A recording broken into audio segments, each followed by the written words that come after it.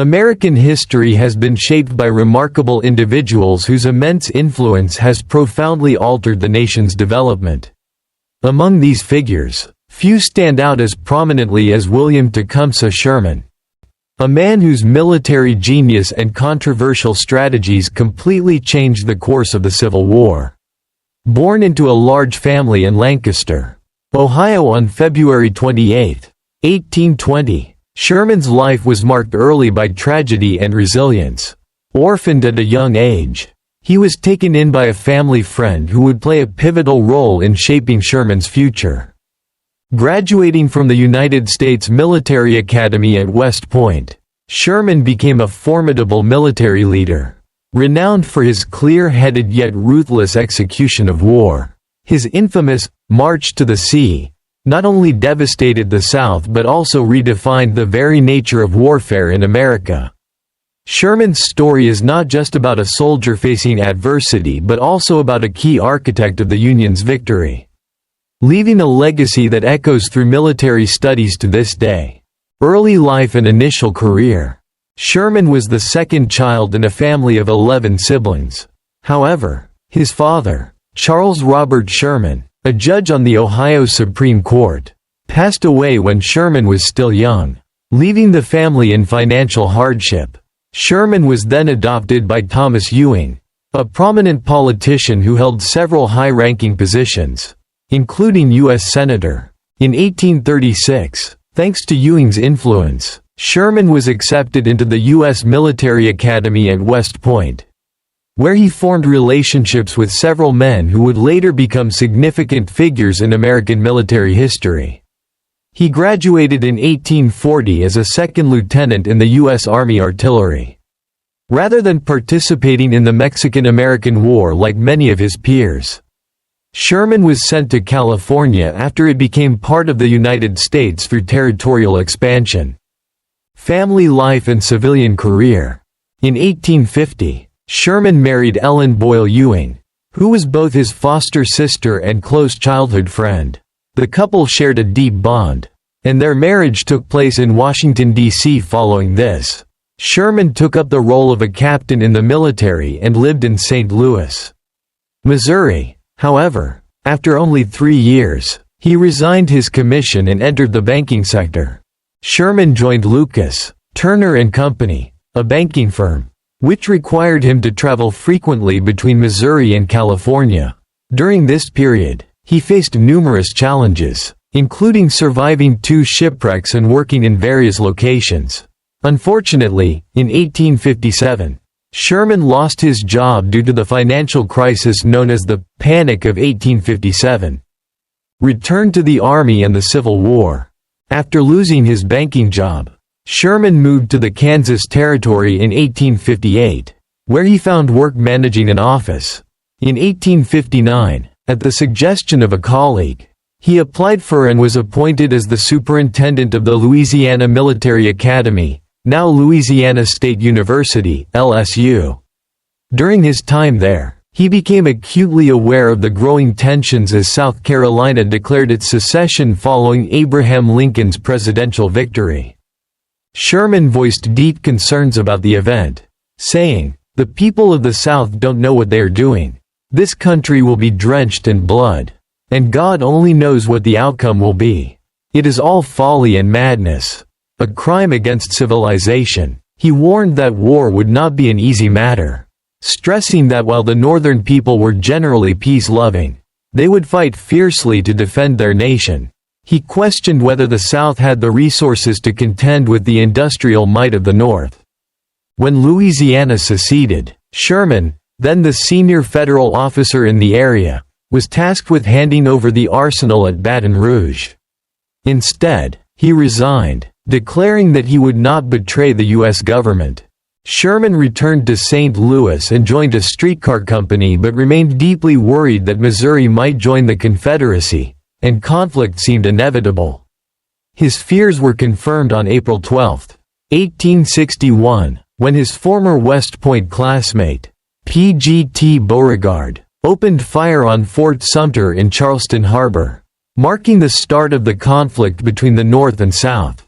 Lincoln immediately called for 75,000 volunteers to quell the rebellion, prompting Sherman to comment that it was like trying to put out a fire with a squirt gun. Although initially skeptical about the war, with the help of his brother John, a senator, Sherman was appointed as colonel of the 13th U.S. Infantry Regiment and later given command of a brigade.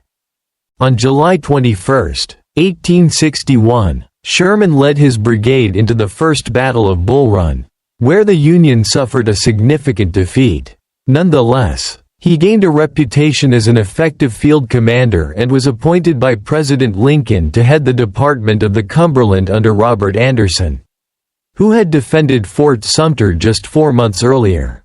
Feeling overwhelmed by the pressure of command as a major general, Sherman requested to be replaced, and Don Carlos Buell succeeded him.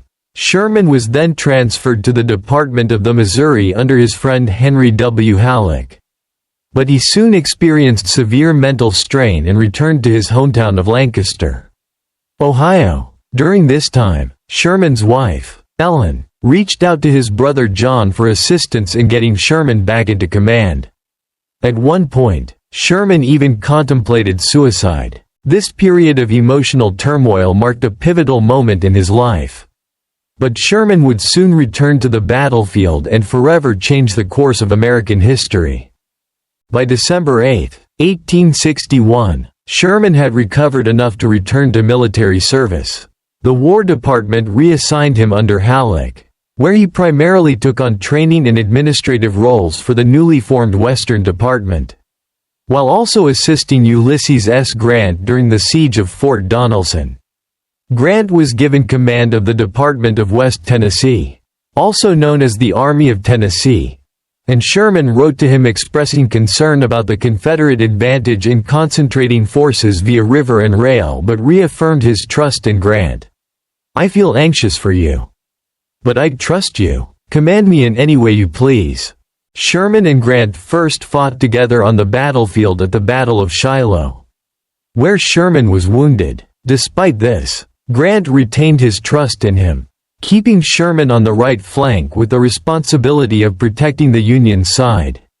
On April 8, Sherman led a pursuit force to attack the retreating Confederate Army under General John C. Breckinridge and secured a victory. Sherman's next significant action was during the Vicksburg Campaign, with Grant now commanding all Union forces in Mississippi.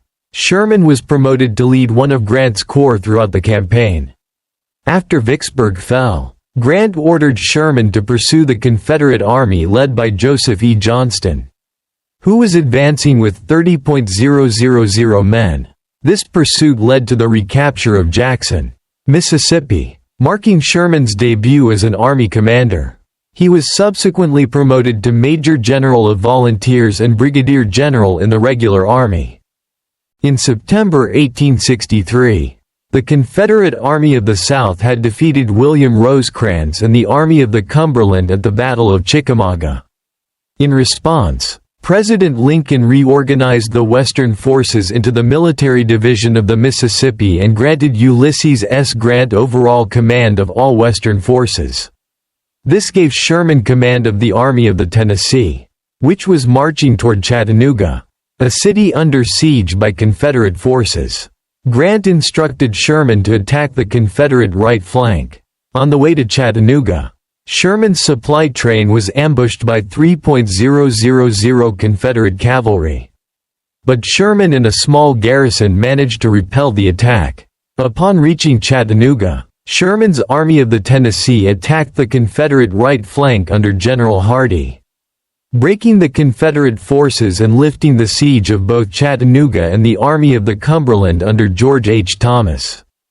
In February 1864, Sherman captured Meridian, Mississippi, marking the first time he implemented General Grant's policy of total war. He and his army destroyed food supplies, railroads, locomotives, and warehouses as they advanced through Mississippi. However, after Meridian, Sherman was temporarily removed from command as Grant was promoted to command all Union forces. In the spring of 1864, Grant appointed Sherman as commander of the entire military division of the Mississippi, giving him control over all Western forces. Sherman's first action in this role was the invasion of Georgia. Continuing Grant's strategy of total war, Sherman engaged in battles with Confederate generals Joe Johnston and John Bell Hood of the Army of Tennessee before capturing Atlanta and establishing his headquarters there. With control over central Georgia and the assurance of Lincoln's re-election, Sherman planned to destroy the South's industrial and logistical infrastructure. With over 60,000 soldiers under his command, Sherman cut his supply lines and embarked on a march from Atlanta to Savannah, leaving destruction in his wake. This bold strategy had never been attempted before. No army had ever severed its supply lines so audaciously and survived by foraging from the land as they advanced. In a report to Grant and Lincoln, Sherman declared that he would make Georgia howl, to which Grant simply replied, "Go on as you propose." After the November elections, Sherman began his march to the sea on November 15, 1864, with 60,000 troops. The campaign left a path of devastation across Georgia, while Confederate generals like William Hardee and Joe Wheeler tried unsuccessfully to halt Sherman's advance. By December 21, 1864, Sherman captured Savannah and sent a telegram to President Lincoln. "I beg to present you as a Christmas gift the city of Savannah."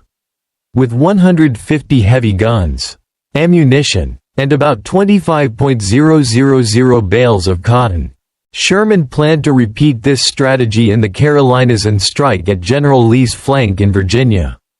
Before continuing, he issued Field Order No. 15. During the march, thousands of freed slaves followed Sherman's army. Sherman saw two major problems. The army could not support all these freed people, and there needed to be a long-term plan for them. Field Order No. 15 allocated land to the freed slaves, helping them start new lives rather than remain as refugees. This order is often seen as a precursor to the Freedmen's Bureau, which was later established in Washington, D.C. At this point, Sherman became famous for his candid comment about his relationship with Grant. "General Grant is a great general. I know him well. He stood by me when I was crazy, and I stood by him when he was drunk. And now, we always stand by each other." The march into the Carolinas began, where he faced General Joseph E. Johnston and the remaining Confederate forces, now known as the Army of the South.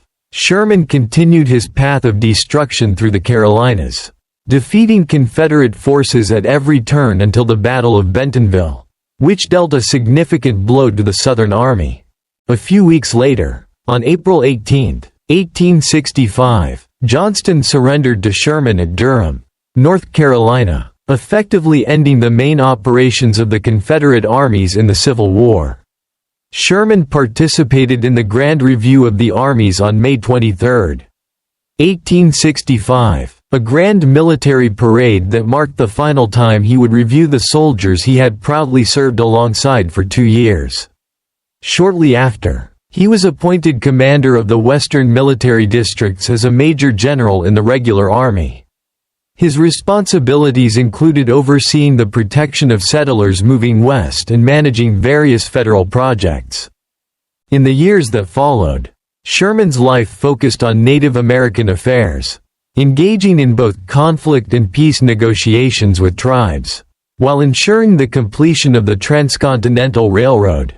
In 1869, when Grant was elected president, Sherman was promoted to General-in-Chief of the Army, becoming the highest-ranking officer in the U.S. military. From 1869 to 1883, Sherman held this position, addressing Native American conflicts, confronting white supremacist groups, and strengthening federal forces nationwide. In 1883, at the age of 63, Sherman retired from the U.S. Army after 2 decades of service. His family settled in New York City, just a few hours from Grant's home in upstate New York. During his retirement, Sherman enjoyed the arts and music of his time and remained a figure many sought out for guidance. In 1884, The Republican Party approached him to run as their candidate in the upcoming presidential election. But Sherman famously declined. "I will not accept if nominated. And I will not serve if elected."